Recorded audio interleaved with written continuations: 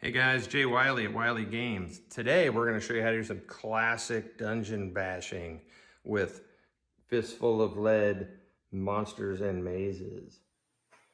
All right, welcome to a little bit of a learning video for Fistful of Lead Fantasy Monsters and Mazes. And before we go any further, yes, that is specifically named after the horrible movie Mazes and Monsters starring Tom Hanks from back in the 80s. I purposely am making fun of that terrible movie, so thus the name. We're going to be talking about building a dungeon. You can start with your own pre-made dungeon, or you can use the dungeon deck to build your own. Now, you don't have to use our dungeon deck. You can use a regular deck of playing cards, which there is a handy-dandy chart in the back of the book on what cards mean what.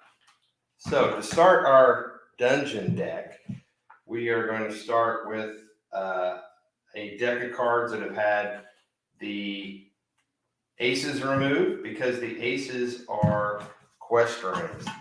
So they are where the action takes place, the sort of end of the level,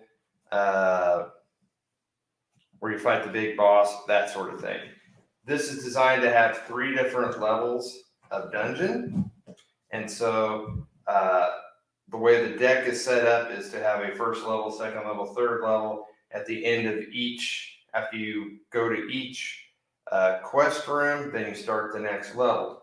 So out of this deck, which I've already shuffled, I pull 12 cards, deal those out. So this becomes my deck that I am not going to look at right just yet. I am going to take my aces that I have in here, and I'm going to mix them up inside, and then we're going to shuffle that some more. So now I know what you're thinking. Well, I'm going to get a ace. I have about a 1 in 3 chance of getting an ace in this. Well, not necessarily. So this is going to be our deck that we're going to draw from. Before we start the first level, we're going to take 3 cards from our unused deck, and we're going to put those right on top. So that way, the first card is never going to be a special quest room. So your characters will, as you're building this dungeon, whether you're using just a hand-drawn map, whether you're using your dungeon tiles that you've made or purchased, this will help you build it. So you'll always start out on a set of stairs with a short passage to begin your adventure with. Then you simply, as soon as you enter an unexplored region of the dungeon, you're always going to pull a card. So at the end of this one would have been a small room with a door. And you've got 4 different you've got several different types of rooms. When you go into them, they're either going to be small rooms or large rooms, and each one of those will be a hazard room, a lair, or a quest room, or just an empty room. And that'll be a whole separate section, but this is just purely how to build your dungeon deck. So say your adventurers clean that room out, they would then find a median passage that ends in a left turn, and then they come to a large hazard room that has a door in it. They would then leave that door and enter a short passage that has a T-junction. So depending on which way they went, they would be pulling a card at the other end of this T, and then another card for the other end. So let's say they went left and they come upon a large room. Then they decide, well, they'll go head back the other way. They enter a small lair. Now, each one of these, there's a chance you can look around and find hidden passages. In this case, if you look at it, we sort of have so these doors are in addition to the ones that you have. So this small lair room has 2 doors. So let's say they exit the next room and they come upon another large room that they have to face, and they pick another one of those doors. It goes to a long passage that ends in a dead end. So they've been going quite a while. They enter another large room. They come to a short passage. Uh-oh, I think I know where all these aces are going to be. Short room. So see, we finally come to a quest room. Okay, so this makes up the entirety of our first level. So at the end of that first level, saying they survive, seeing if they survive,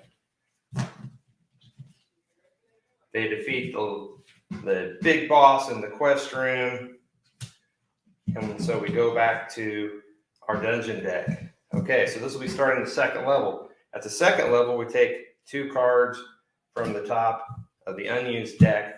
That way we're not going from quest room to quest room. And that first room is a long passage that ends in a dead end. But it has 2 doors, you'll notice. So they pick one of the doors. That one leads to a short passage with a T-junction. And it comes to our second quest room. So this makes up our second level. Now they could obviously go the other way, go back through, but generally when you fight your quest level, that's going to lead you down to the next level. So they've defeated the bad guy in that, and we go to the third level. So once again, to make sure that we're not going from quest room to quest room, on the third level, you take a card from the top of the unused deck, and it goes right there. So after they leave the quest room, they come to a T-junction. Let's say they go right. That leads to another one.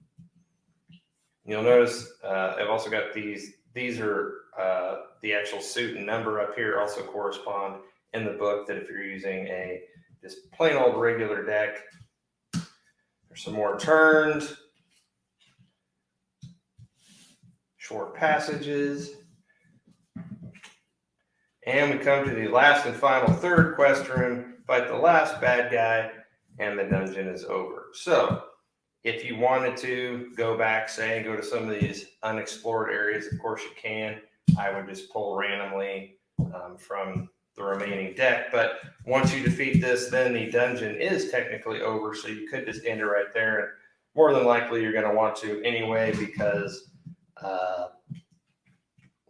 your crew is going to be probably pretty beat up during this. So that is a quick and dirty how to build your dungeon deck. So as a reminder, you take all the aces out, you shuffle the deck, you pull yourself 12 cards, and then shuffle in 4 of the 4 quest rooms, the 4 aces into the 12 cards you've got. Then before you start, you take 3 cards from the top of the deck and you put them on top. Then you start your dungeon crawling. So as you go to each level, you're going to be adding a card to the top of the deck. So, or 2 at second level, 1 to the third level. So hopefully that helps you get started. The rules for the dungeon building work great as a cooperative, as a competitive. You can have more than one team going here, in which case you add extra cards in to make the dungeon a little bit bigger. Of course, you can always add extra cards in anyway just to make the dungeon a little bit bigger. It works really good for solo play, and that's about it. So thanks for watching.